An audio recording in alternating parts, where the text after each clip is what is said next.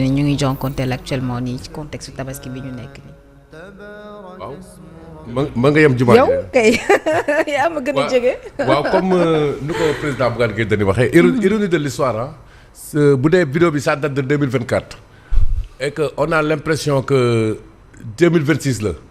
c'est parce que situation bi boobu ba tey évolué wut et tey am nañu prétexte bu mag élimaanu jëwriñ yi Ousmane Sonko war a dem assemblée nationale. peut-être après ñu interpellé ko ci la moo fi changé diggante 2024 ba 2026 muy ñaari at ci ñu ne woon ci ñaari weer kese mën nañ soppi Sénégal li wër te wër de mooy Sénégal moom dafa dellu ginnaaw bu baax a baax a baax ci ñaari at yi loolu moom defe naa boo koy wax sax da nga fa mel ni nga naan géej am na ndox du suñu coobare nag gënaluñu bu ñu sañoon ñu gën ci réew yi ñu gën a avancé ci réew yi ñu am tànki kanam bañ a am ay tànki ginnaaw. et man je crois que Yacine daal mooy li ñu daan bamtu fi rek heure bu ñu fi toogaan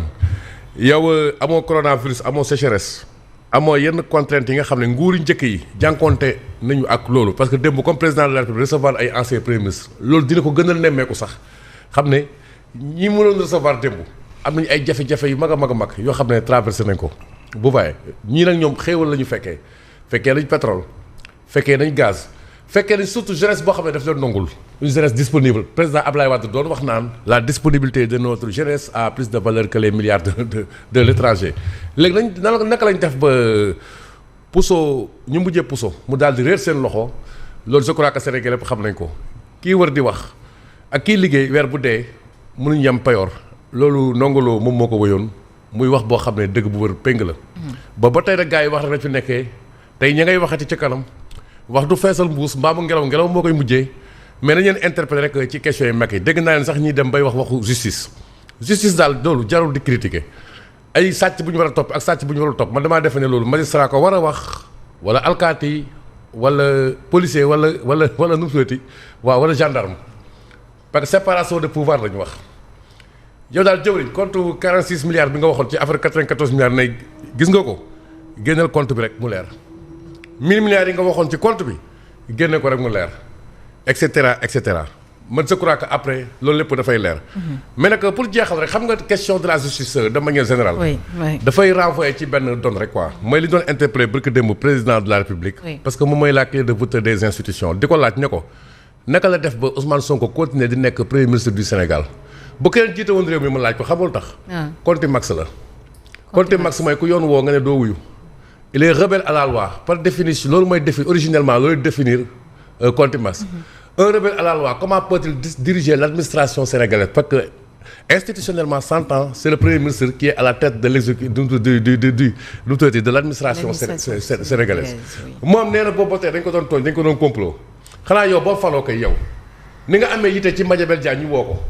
noonu nga waree am yite ñu woo Adji Sarr ñu tëggaat procès yëpp affaire loi amnistie boobu noonu bu ñu demee ba ci kanam dama lay ñaan nga wax ci nag. parce que dee gi dafa bëri lu dee gi di gën a bëri ngay tout le monde est une pression supplémentaire au plan national et international sur Macky Sall. waaye loolu dañ ko dul àtte ñu naan ay amnistie partielle et cetera. vous voyez que les questions font légion suñu xaalis pétrole yi booba tey fan la dugg ci bënul foqut la ca nekkoon nar na maintaine. yëpp autant d'interpellations yoo xam ne nii. ay questions yoo xam ne. surtout au plan économique du fait que andiwuñ ko réponse moom mooy confirmer li président Bougane Gueye Dany wax. tableau bu mu peindre 2 ans après ñu koy vivre ba tey et qui nous prédispose à une vision tragique de l'avenir par rapport ak sénégalais jafe-jafe ñu am pour faj seen soxla gumba tànnal leen dul tabiteen bay tal xaru tabaski parce que dëkk moom nañ ko wax te dee duñ ko wax sax te dee dañ naan jàq xool leen wax ko parce que ñëpp ba nga koy yëg ku nekk nañu koy pikiir sabañ la ko nga yëg ko sa yaram xam ne dëkk bi métti na. très bien donc. yow nga ne vidéo bi 2000 lan la. 24. non vidéo bi tey suba la. waaw mel na ni de.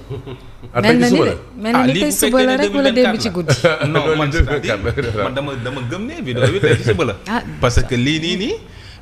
c'est le présent. kon ça veut dire que ñun dañoo stagné maanaam ñun avancé ñu sax du stagné sax ñun dañoo dellu ginnaaw parce que 2024 bu fekkee lii muy wax nii 2024 la ñu ngi 2026 c'est la même chose li muy wax nii naan. borom kër yaa ngi jaaxle ak lan man en tout cas moom noonu laa mel. jamono ji xaw ma fu may teg sama tànk. bëri nga ci morom. jaaxle jommi ci réew. ba pare li ma ci gën a jaaxal mooy lu ci bëree bëri ci kilifa yi bu ñuy wax ñoom ay waxum politique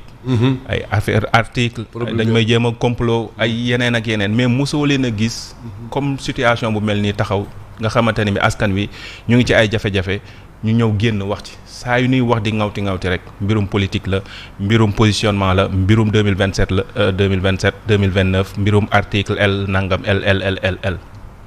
moi je pense que lii moom mooy yitte yi et tey pour man c'est l'occasion puisque dafay dem fi nga xam ne mooy assemblée nationale muy juróomeel bi yoon xanaa bi la yoon nag ngir yàlla dinañu bañ a wax ay waxu ay sama digganteeg Diomaye ak sama lii ak sama laa mu jéem a wax dëgg ci jafe-jafe askan wi te li ci gën a urgent moom mooy li nga xam ne moom la ñu jëm nii ci ay bés bi ñu jëm. muy tabaski. parce que fi mu nekk nii la situation est caraminée comme ni ñu koy waxee. nit ñi sonn nañu fi mu nekk nii góorgóorlu jaaxle na xaalis amul ci réew mi. koppar yi ñu doon yaakaar ci partenaires yi ba léegi ñu ngi ñu koy waxeeti daw ku nekk di wiiri suñu digganteeg partenaires yi nga xam ne moom mooy FMI ak yeneen donc moi je pense que les urgences de l'heure sont ailleurs. yaa ngi gis front syndical bi muy commencé am également di commencé waat di jógaat parce que li nga xam ne tënkoon nañ ko ci pacte de stabilité sociale bi respecté wuñu ko man je pense que loolu moom mooy dëgg yitte askan wi mais boo koy gis mu lu muy wax politique justice sa dernière sortie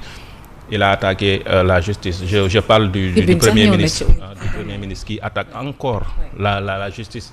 pour man chanson la boo xamante ne bi dafay dellusiwaat te man dama ko jàppee rek pression boo xamante ne bi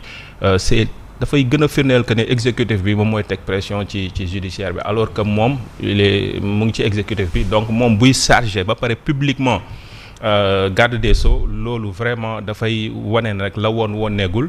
et que voilà justice bi ba léegi nii mi ngi ci kon mainmise exécutif bi mais leneen également bu ci ay waxam bu demee bay wax ne entre guillemets des milliards volés alors que ne condamnation amagul ça veut dire que déjà moom mi ngi salfaañe li nga xam ne mooy présomption d'innocence ak yeneen et donc ça man damay jàpp ne bu nekkee kilifa yi ñoom ñooy def ay jalgati yu mel noonu di def ay erreurs yoo xamante erreur de communication yu man daal doy na waat